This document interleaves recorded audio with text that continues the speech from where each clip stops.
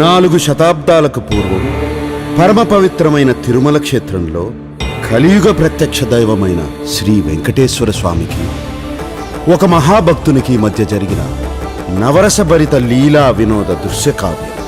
రామా, ఆ భగవంతుడితో ఆడే రోజు వస్తుంది. అఖిలాండ కోటి బ్రహ్మాండ నాయక, ఆనంద నిలయ వర పరిపాలక. అఖిలాండ కోటి బ్రహ్మాండ నాయక, ఆనంద నిలయ వర పరిపాలక. ఈ కొండపై ఎవరి మీద ఈగ వాలినట్టు తెలిసిన ఉగ్ర శ్రీనివాసమూర్తి సాక్షిగా, జ్వాలా నరసింహుని సాక్షిగా, 10,000 శేషుల పడగల బుసబుసల సాక్షిగా ఏం చేస్తానో చెప్పను.